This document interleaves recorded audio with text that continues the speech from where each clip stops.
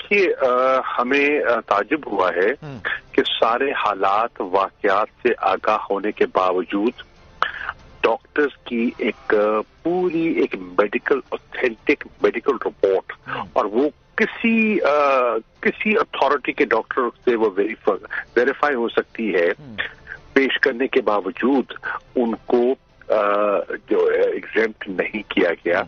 हमें इस पर ताज्जुब भी हुआ है और लगता ये है कि एक खास कैफियत पैदा करने की कोशिश की जा रही है जो नामुनासिब है। हम शुक्रगुजार हैं इस्लामाबाद हाई कोर्ट के, जिन्होंने प्रोटेक्टिव बेल दी है और 22 तक इसको मौखर किया गया है। इस जाहिर होता है कि हुकूमत कितनी खाइफ है इमरान खान से, और वो कोई न कोई बहाना, कोई न कोई चीज तलाश कर रही है। इमरान खान को दबाव में लाया जाए, इमरान खान के खिलाफ कोई फैसले करवाए जाए, इमरान खान की गिरफ्तारी की जाए। ये बहुत बड़ी सियासी गलती होगी, ये बहुत बड़ी सियासी हिमाकत होगी।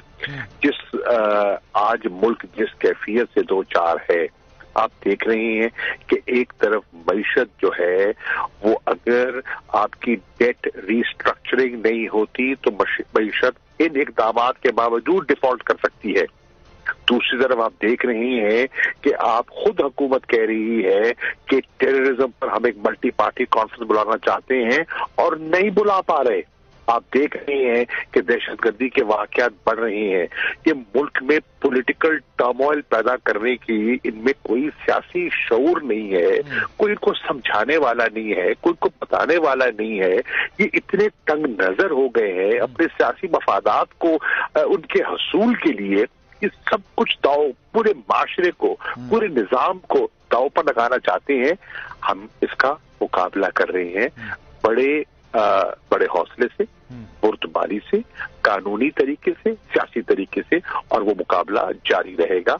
लेकिन मेरी गुजारिश होगी, जितने तहरीके इंसाफ के कारकुनान ये आपका प्रोग्राम सुन रहे हैं, देख रहे हैं, आपको हर सूरत हाल के लिए ज़हनी तौर पर तैयार रहना चाहिए। ये किसी वक्त भी कोई वार कर सकते हैं और हमें हर ऐसी सिचुएशन के लिए ज़हनी तौर पर